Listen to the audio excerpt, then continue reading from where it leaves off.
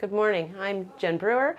I'm the nurse specializing in wound ostomy incontinence at the Collingwood Hospital. And today I want to review my techniques for pouching an ostomy. So there's different types of ostomies, but we're going to focus on an end stoma today. So just your basic ostomy pouching system. I'm going to use a flat flange because we have a really good protruding stoma. This is the matching pouch that we use here. It's nice because it's a clear pouch and we can see outside of it. Some of the pouching features and why we use this brand here is because it does have what's called a floating flange, so that when you do have to attach it, you don't have to push on the patient's belly. You're simply going to be able to apply the pouch to the flange and then press all the way around for attachment. So the very first thing you're going to do is take off the old pouching system from the patient, and then we're going to fit the flange. So there is a flange measuring guide that comes in every box of the flanges on the floors. And then we're going to use the measuring guide to actually see what size you're going to cut the faceplate.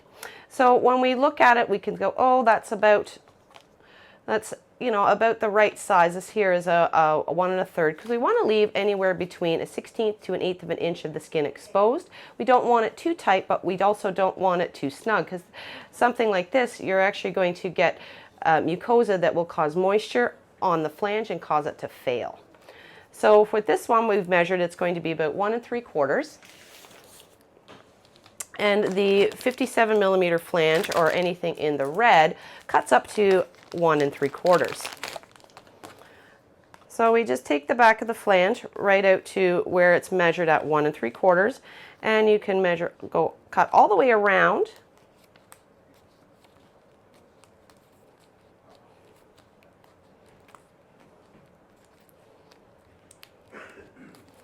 So that we have our opening. I always do check it as well, so we do have a nice snug fit.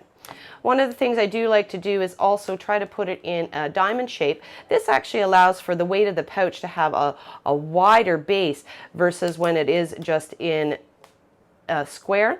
So it's kind of like shreddies. You're going for the diamond shreddies versus the square ones, and we're going to choose diamond. I also want to review a little bit of the products, because not every stoma looks healthy and beautiful like this. There's often creases and crevices. So we do have some accessory products that we can use. When we do have a stoma that has some redness or exposed skin around, we can sprinkle some powder onto it. Powder will help to dry the area. People think that it heals it, but it's really just allowing the hydrocolloid that's in the back actually heal the wound. So we just actually put powder on and we dust it off. We don't need a whole lot, and it's just going to dry that area if there was any areas that were open. The other couple accessories that we do have, one is paste. Paste is basically denture cream. It just helps to fill in creases and crevices, and so it's very pliable, but it's very sticky too. If you're having to use paste and you want to kind of move it around, if you wet your finger, a gloved finger, it will move quite easily for you. One of the things I use quite often, though, is a skin barrier ring. This actually helps to prevent leaks, and it actually neutralizes the pH of the stool or the urine that's coming out from the ostomy. By using this, you can also help extend the wear of your flange. So each one, because after we've cut, I actually always tend to apply these right directly to the flange. You can apply them directly around the stoma, but again, if anything comes out and leaks out, you can often get this dirtied, and then it's less effective. So the way that we actually stretch these is from the middle. They stretch out a 2-inch, will stretch up to 2-inch stoma. There is a 4-inch one that's for larger, but we very rarely see those. So once I stretch this out, I'm going to actually apply it to the back of the flange. And again, using that 1/16 to an 1/8 of an inch around, so that there is a little bit of a gap.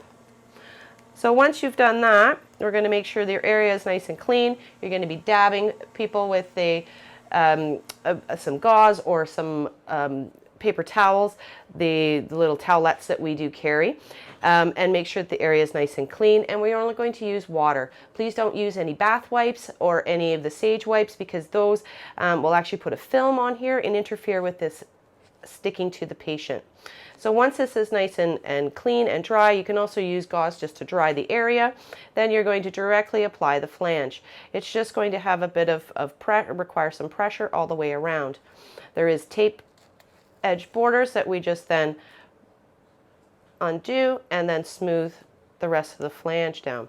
So often you're going to want to do it quickly, so in case the stoma is active, that we're going to put the pouch on. So you can put the pouch on quite quickly.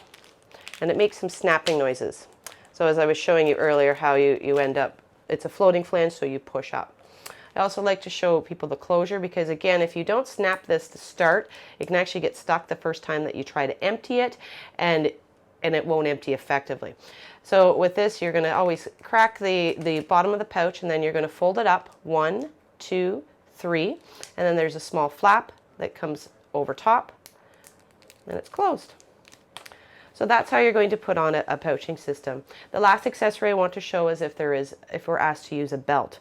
The belts come in 2 different sizes. This is the smaller size for someone with a smaller abdomen, and it does adjust just with a slide here that you can adjust it to however length you require. On each side of the pouching system there are belt loops, hooks. These can be cut off if they're bugging or digging in, but if you are using a belt, we want to keep these on. So the belt basically slides in and clicks onto the one side, goes around the patient, and then there is a belt loop on the opposite side. And again, the belt should feel quite snug. Should really only be able to get 2 fingers slid underneath, and that's how that snugness is going to actually help push the flange onto them much more effectively. Thank you very much.